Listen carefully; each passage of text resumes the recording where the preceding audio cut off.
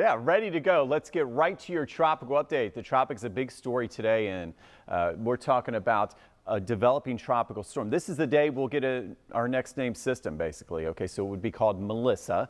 And right now you can see the latest from the National Hurricane Center, a very high chance of development. So as we take a look here, let's look at the very latest satellite imagery. And we're thinking all along, if this thing got its act together a little earlier, it would tend to turn north earlier toward our friends, unfortunately, in San Juan, Puerto Rico, watching Haiti and the Dominican Republic, also Jamaica. These areas have to watch this very carefully. So you see the new information in this morning showing a better organized system. We're waiting for the winds to wrap around the center right now. We're starting to see that happen a little bit more. So you can see some of the outflow indicating it's getting its act together. So you see all these circles. The two circle areas would be where that cyclone center would be. So you see the blue area. This would be the American model, unfortunately right over our friends near Puerto Rico and Haiti and the Dominican Republic as we head into this weekend. And then the European, this has been farther west all along, hanging out in the Caribbean. But you notice right now, I think if there's been a change this morning, a lot of the models are leaning more toward the GFS, the model that turns it toward Puerto Rico and the Dominican Republic and then heads out to sea. But we'll continue to watch that trend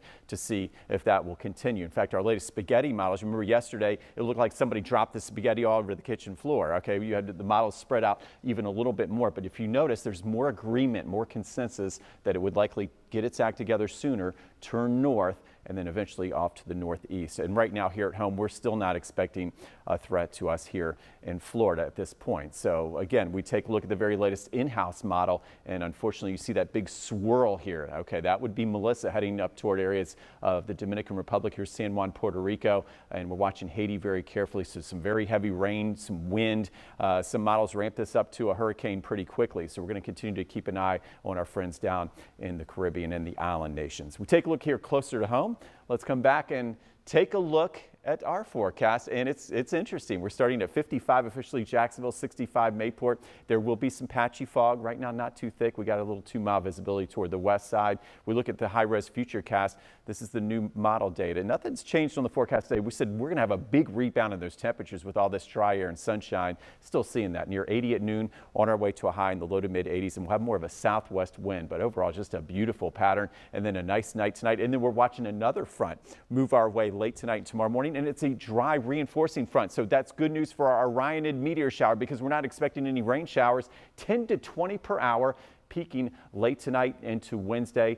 Should be a beautiful view out there, and we'll have some updates on that. So for our forecast planner today, cool start, nice warm finish, low to mid 80s tonight. Nice for your evening plans, 70 degrees, clear skies, 57 for your low. Tomorrow, once again, a big rebound in temperatures. Maybe a little chill to start, but back up to 83. But I got to show you this in that 7-day forecast. This second front coming in late tonight will bring even drier air.